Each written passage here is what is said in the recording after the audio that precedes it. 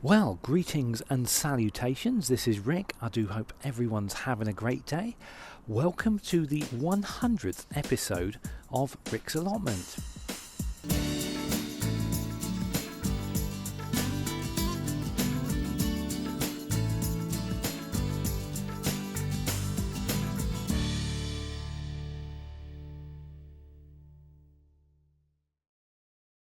So, Rick, I hear you say, it's your 100th episode. What special thing are you going to do?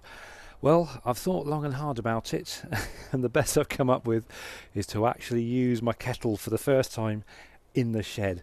So, I know it's not really fireworks or it's not really that dramatic, but it's special to me because this shed has been a long time coming, this greenhouse and the build of it. It's been a lot of hard work, so I kind of I'll be glad to get that kettle on and have my first cup of tea.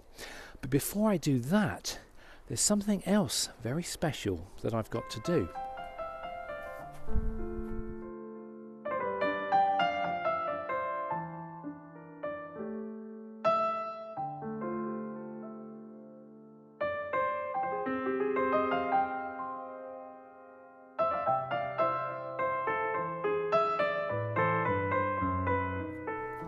So, Rick, I hear you ask, why did you just draw on your brand new greenhouse? It's funny you should say that. There's a little story behind it. Last week, I got approached by one of my subscribers who's I've known for quite a few years now. This person has been following my channel for a long time, and they don't want to be named, but they said, Rick, if you draw a little smiley face on your new greenhouse. It doesn't have to be big. It can just be, the size of the thumbnail on your pinky. No, the size of the nail on your pinky. I will give you $100 to put towards your new greenhouse. And I thought, that's very generous. Thank you very much.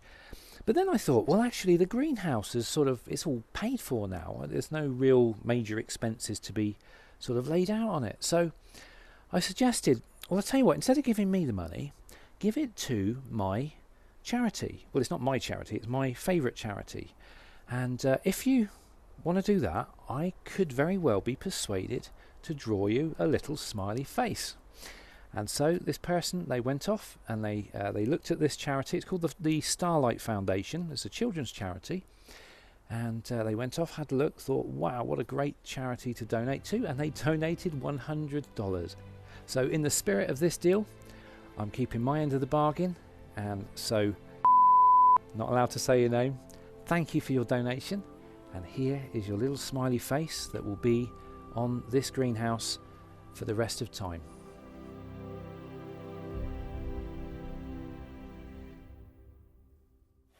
Right, let's move on. What we've got to do now is move into the greenhouse, into the shed, and I brought a load of bits with me, so I'm going to do that shortly. But first I'm just going to show you, I've managed to get some shelving up.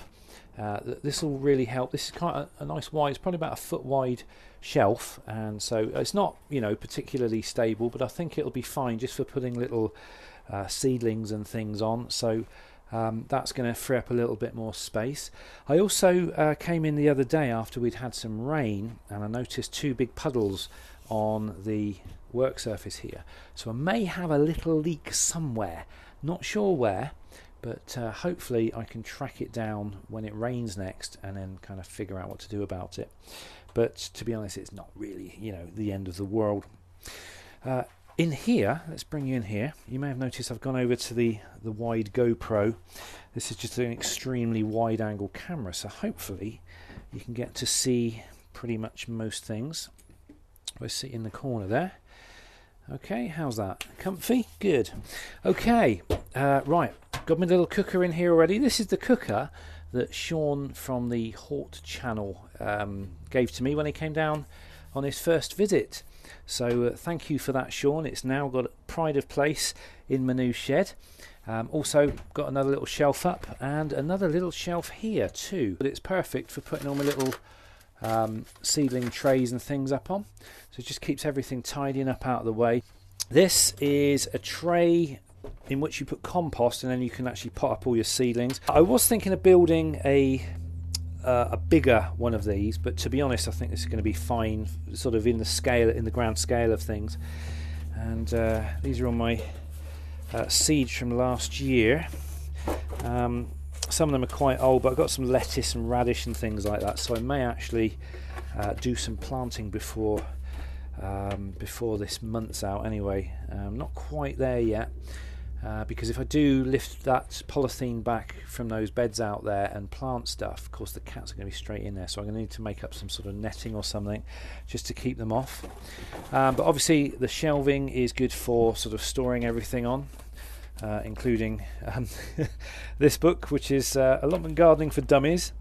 I'm intending to make lots of good use of this next year, because obviously the pressure's on now to to get some good produce, because I've spent a year preparing for battle with nature. So going to get interesting next year. Right, anyway, let's move in. Let's go and get some of those bits and pieces, and then we can get the kettle on. Okay, I just got a load of bits and pieces. I try to figure out how I'm going to sort of do milk, because no doubt if I have to bring milk down with me every time I come down to the allotment, the chances are I'm going to forget it a lot of the time. So I've gone for these types of things, which are little sachets, but hopefully they'll do okay. And I've only got a small number of them, because I bought a big batch of them, but I'm only bringing them down, a small number at a time, and keeping the rest at home in the fridge. And that way, if it does get pretty warm in here and the milk goes off, I've got a fallback plan. New dustpan and brush. That can hang up somewhere, but I haven't got any hanging up things at the moment. Right, got some cups. I think ideally what you're supposed to do with cups is store them face down. This shelf's a little bit not the cleanest. Actually, that's all right. That's fine. That'll be all right. I'll put that on. I have to give it all a good brush down. So, got some cups or mugs, and a little white one as well. And of course, the most important ingredients: tea bags, Earl Grey or regular, so they can go up there. Where can I put them? Put them there. And sugar. Yes, I know it's naughty, but I can't drink tea without sugar in it. I have tried many times. What I'm doing actually these days is putting just a tiny bit of sugar in and a little bit of stevia in, and that keeps it nice and sweet. And if you get the posh stevia, the one I think is at Amazon, do one, and it's really rather nice, and you don't get that bitter aftertaste. Right, actually, I'll take the white cup. Spoons. Now I did order teaspoons, but they sent dessert spoons, so never mind. I can live with those. So that's good, and that'll I might get more utensils in later on. Obviously, need somewhere to wash the cups and things, and what I'm going to do is I was actually thinking of sinking that in to the surface, so it'd be like a sinking bowl. But then, it'd be easy just to pull out as well. But I've got running water coming. I'll tell you about that in a minute. But obviously the most important thing, got a kettle. And so this is a brand new virgin kettle, never used. And oh, look at that. It's a perfect fit. Fantastic. But yes, I've got I was going to say satellite system. I've got a solar panel to go on the roof. And that's going to drive a little 12-volt battery. It came with a little regulator and everything, and that means I can have 12-volt systems in here. So one of the things I'm going to get is like a cigar lighter socket, like you get in a car, and then that'll enable me to charge up my my phone or my iPod or whatever. So that'll be good. And but also with a 12-volt system, if you get a little micro switch tap, which I'm hoping to fit here, I may very well have running water coming from a jerry can. So that'll be in another episode. I will actually probably do a separate video on that, installing it, but it's going to be based on the same principle as the systems I've got in the van. But yeah, to cut a hole in this surface here so that this sinks through, so you end up with a sink like that, but obviously you can take it out when you want to empty it. But then I can obviously have a little tap above it. I can have a tap on here connected to like a water jerry can down there. Personally, that's what I think I'm going to go for. Okay, right, I'm going to carry on getting some more bits. Right, water. And this is the freshwater jerry can. What I could do is fill this up at home, and I'd only need to bring it, fill it up every, probably want to get away with once a month. And that can live down there. Now, originally, before I got the idea of running water, I was going to use one of these with a tap on it and put it on its side in the corner, so you could have water that way, which is a perfectly good option. But as you know me, I like to sort of take things to the next level. But yeah, that can basically live down there, and that will be full of water. And then obviously when I turn the tap on, it'll fill up what will be my little sink, which is actually a washing up bowl. Okay, shall we do it? Shall we put the kettle on for the very first time? Let's do it. Now, I have cheated slightly. I boiled the kettle at home so it's ready for use, because I know when you buy a new kettle, the chances are I think you have to normally boil it up and then throw the water away for the first use. So, but I bought these water bottles specially for the Allotment. I've got two of them. One that I'll keep at home and one that I can keep here or keep in the van. So it just makes bringing fresh water here quite easy. That should be enough for one. Obviously got more cups here, so if anybody pops down or whatever, we can have multiple cups of tea. Right, let's do this thing. Fantastic. Right, in the meanwhile, let me show you how to make, or how us English folk make our cups of tea. Right. Let's just clean that off a bit. Okay, obviously 1 cup. I fancy Earl Grey, so I'm going to go for an Earl Grey tea bag. Now, you can make it in a teapot.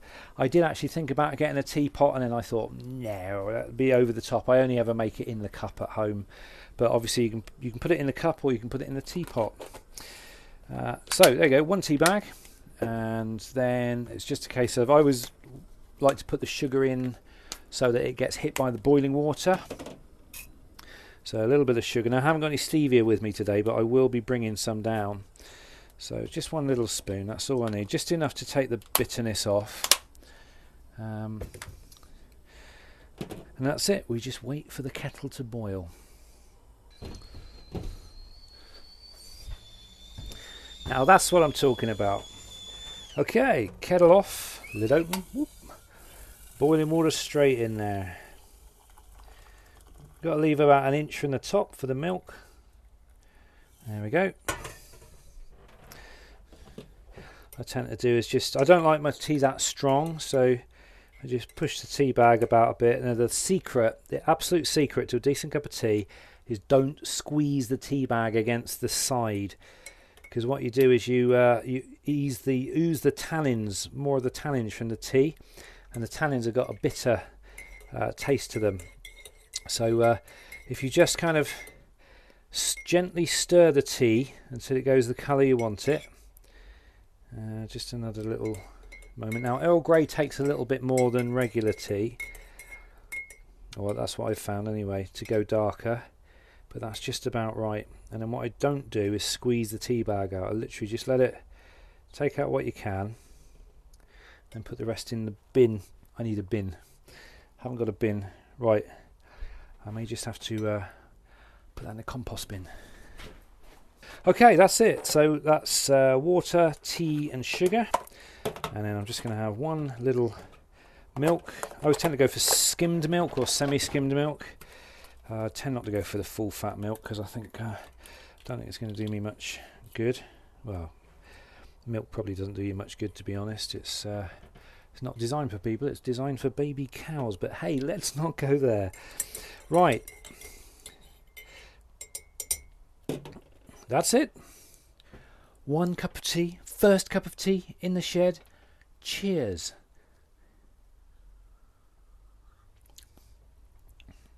Perfect.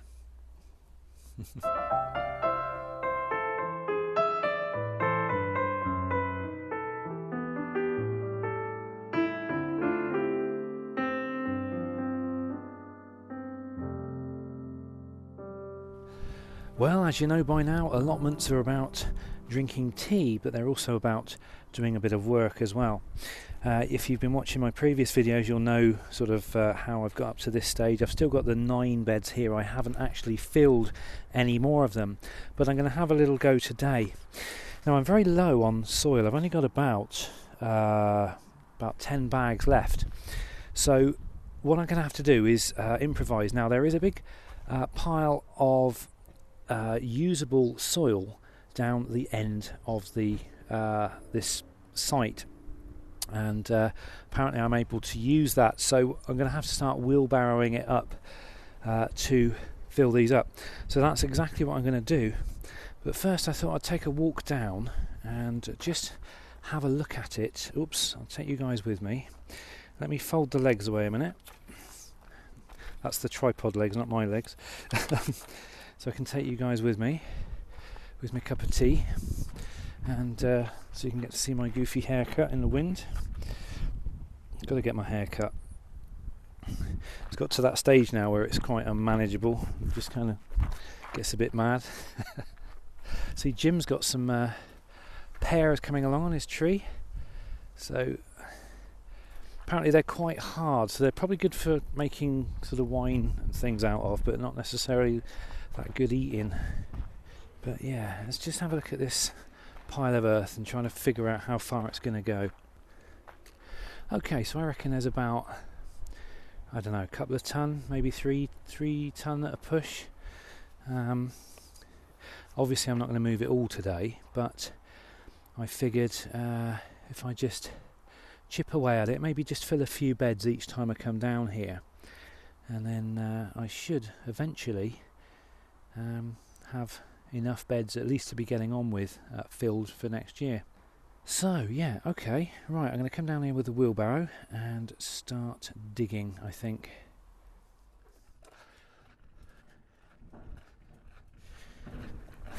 Now I must admit, I've not been looking forward to doing this because it's quite a labour-intensive job, and I can be quite lazy when it comes to labour-intensive jobs.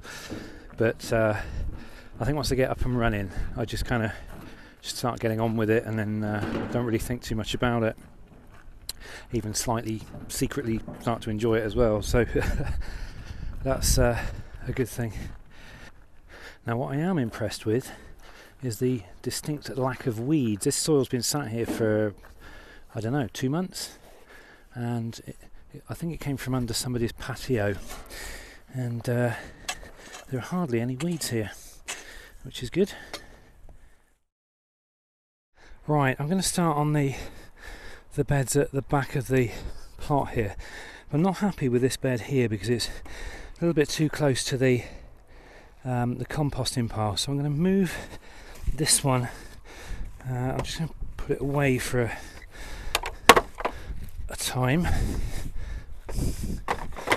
and I'm probably going to move this one down a little. I think that'll be the best way.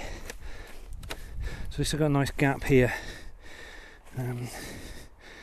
That's pretty straight actually.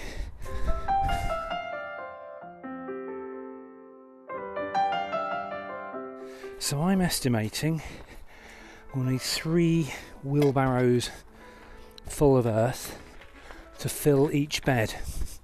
Would be nice if I could do it with 2, but I've got a feeling that's not going to be the case. Let's give this a go.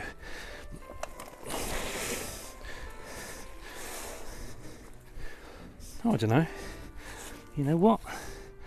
I might get away with that.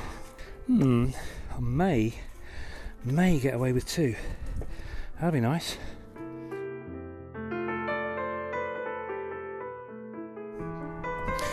Now I know I keep getting asked by other people, when are you going to do videos other than allotment videos? And At the moment, the allotment videos seem to be the only ones I can make. I've got a finite amount of time, and I haven't been able to really sort of get out and about lately. And so the allotment really does seem to be my only outlet at the moment. But hopefully that will change, especially in the winter time. Because once again, at the moment the allotment's got a lot that needs doing, so any spare time I sort of end up here. But once this is all done, a bit more free time, I may very well be able to get out and about. I mean, I was at the Strawberries and Steam fair this weekend, and I did try making a video, but it came out a bit rubbish. It just wasn't very good. So I'm probably not going to put anything up. I got a little bit of footage, but not a lot, and it's all a bit disjointed. And it was, I don't know, I just wasn't in the right frame of mind to make a decent video.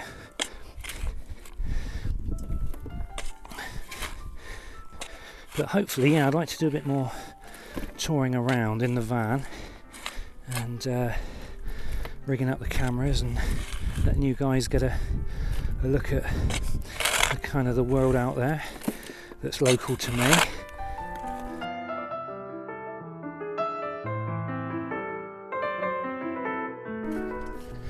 Okay, here goes the second load.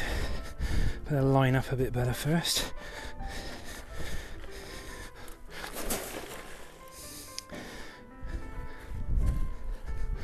Let's see how far that went. Ah, there we go. You know what? That's fine. That's two wheelbarrows full, and that's absolutely fine. Couldn't get any more in there if I wanted to. Brilliant. It's a bit of a relief actually, because I know I can fill these in 2 runs now, which means hopefully I can get it done more quickly.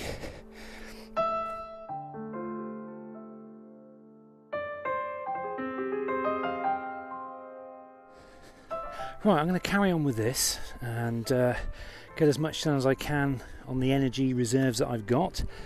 And then I'll come back and we'll see what else we can do. I'll see you in a minute.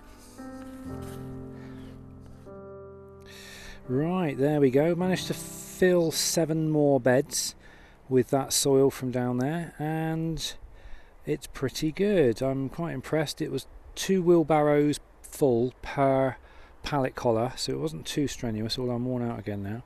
And I haven't covered them over this time with the black polythene.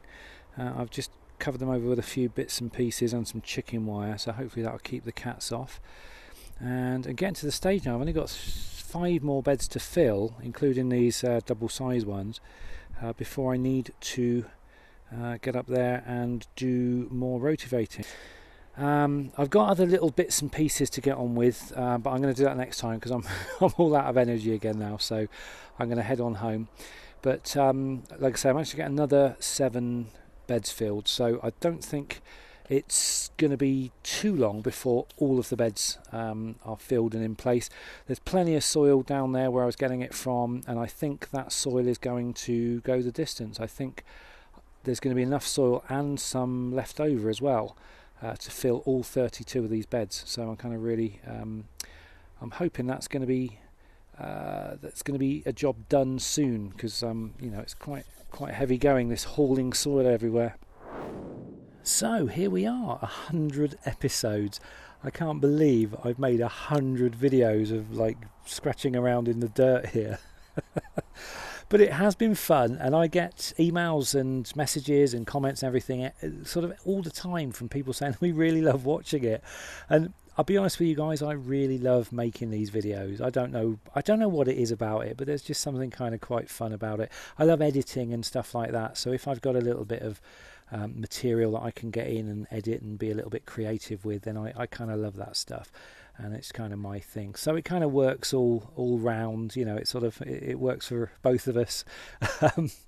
But I just, you know, here we are at 100 episodes. I want to say thank you to everybody who has kept up with the series and who has been supporting it, and all of your words of encouragement and everything.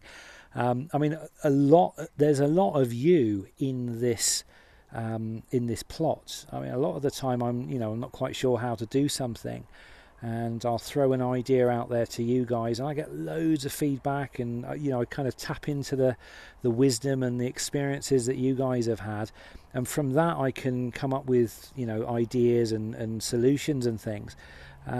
So in a way, this isn't just my plot, this is kind of your plot as well, because there's something of you guys here too. And I think that's kind of, I don't know, it just kind of makes it a little bit special. And I think I feel quite privileged to kind of have you guys, on board with me, and sort of, along for the ride, as it were.